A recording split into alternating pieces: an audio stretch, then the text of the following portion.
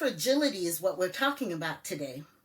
There's a lot of confusion about what white fragility is and isn't. Robin DiAngelo coined the term in 2011 to describe the defensiveness and that instinct to be defensive that white people go through when it comes to talking about race. And that the reactions of white people when they are made to consider that you have a race and racism exists. Now, I think that if you've been living in La La Land, which is how we're socialized to live in La La Land, if you're in the middle of nowhere, you don't talk to Black people all day, it's not part of your world, of course there's discomfort. I was uncomfortable talking about race when I first came to this country because I didn't see the world through a racial lens. I saw it through a cultural lens. So if you teach me quantum physics right now, something I know jack about, I am going to have some level of discomfort.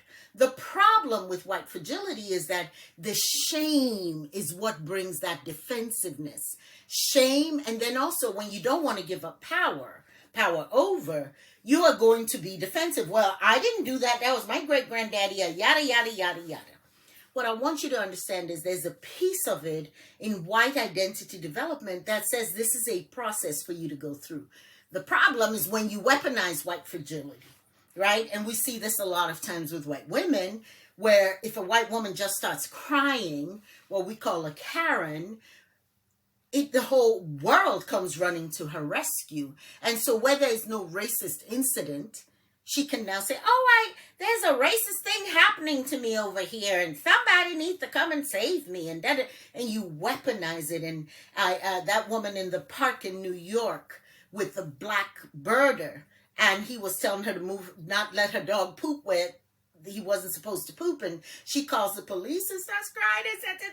Now that is the weaponizing of white fragility. The other thing I want to tell you about is this. When you come into an awareness of what all of this shenanigans is all about, you are going to have a natural grief because it requires a change in your identity. You're going to feel guilty about your blindness to this. You're going to feel just all kinds of things. And that's okay. You just don't need to go to Black people and tell them all about it. You go process that stuff way over there.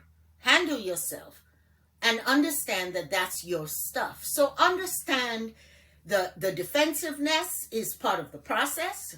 Know there's a step after that. Don't ever weaponize it. That's the immoral part. And then have compassion for your own processing of your change of identity. But be aware that the whole system is set up to protect white women. And you don't ever want to find yourself using that. You are not a wallflower. Do you need to be protected by a whole system? Really? That is disempowering you and puts you in that oppression cycle. And this right here, this moment of getting it is your liberation moment. So have compassion for your discomfort. Read and research about how this is part of your programming and socialization. Notice, your action point is to notice your feelings of discomfort, name them, deal with them. Ouch, you said something about race and I'm feeling uncomfortable. And play with it without being disrespectful. Like, oh, look, I'm uncomfortable.